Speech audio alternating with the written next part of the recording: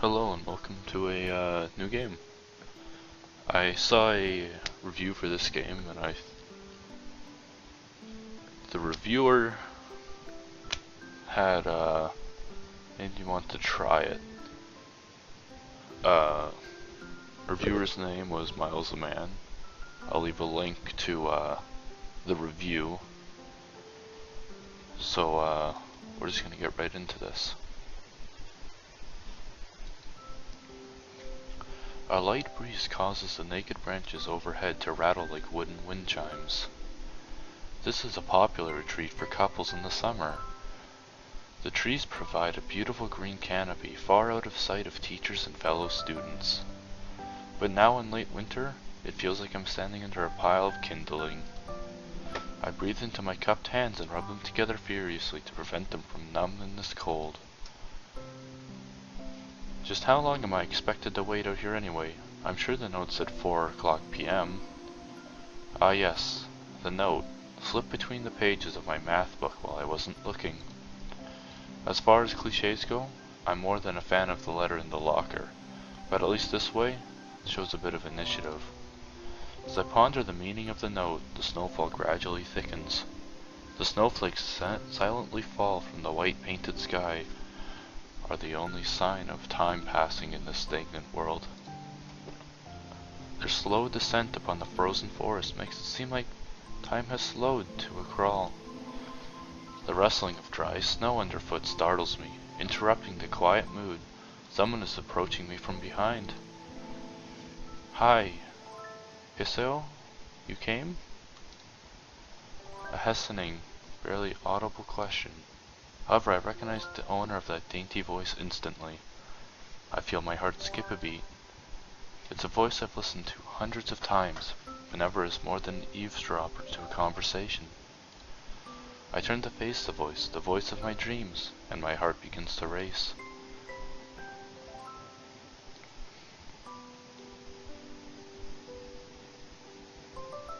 Awanako? I got a note telling me to wait here. It was yours? Damn it, I spent all afternoon trying to come up with a good line, and that was the result. Pathetic.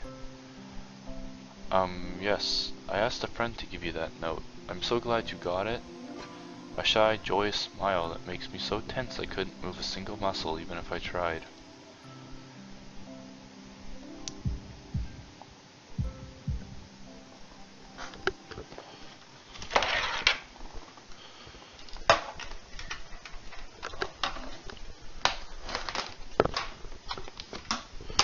My heart is pounding now, as if it were trying to burst out of my chest and claim this girl for itself.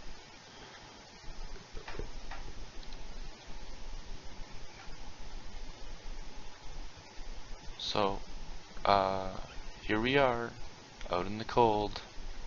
Once again, the wind stirs up the branches. The noise is music to my ears. Iwanako flinches ever so softly against a gust of wind. As it passes, she rights herself, as if supported by some new confidence. Her eyes lock with mine, and she lazily twirls her long dark hair around her fingers.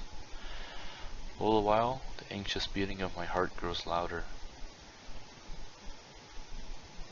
My throat is tight. I doubt I could even force a word out if I tried. You see, I wanted to know if you'd go out with me. I stand there motionless, save for my pounded heart. I want to say something in reply, but my vocal cords feel like they've been stretched beyond the breaking point. Hiseo? I reach up to try to massage my throat. This only sends spikes of blinding pain along my arms. Hiseo. My whole body freezes, save for my eyes, which shot open in terror. Hiseo. The beating in my chest suddenly stops, and I go weak at the knees. The world around me, the canopy of bare branches, the dull winter sky. Iwanako running towards me, all these fade to black. The last thing I remember before slipping away are the sounds of Iwanako screaming for help, and the instant clatter of the branches above.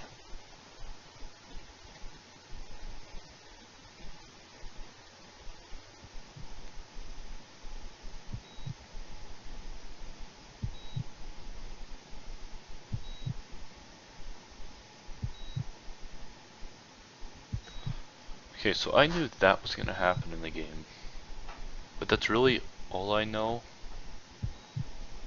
The review had mentioned that.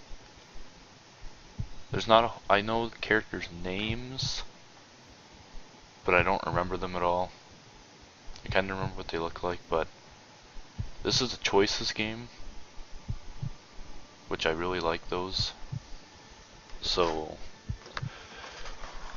kind of the biggest reason it pulled me in to play this game is because it's a choices tailored to the story. So, we'll see what happens after we find out who did engineering and scenario design and production by Stirico.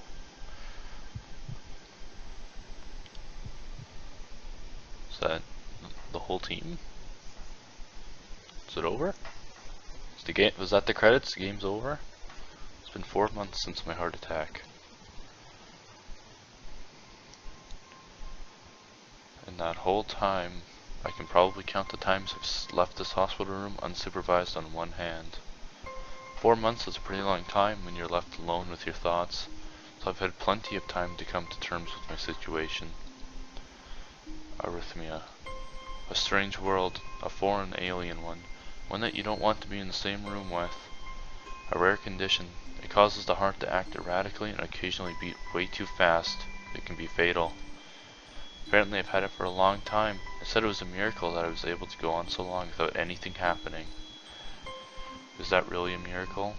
I guess it was supposed to make me feel better, more appreciative of my life. It really didn't do anything to cheer me up. My parents, I think we were hit harder by the news than I was. I had already had a full day by then to discuss.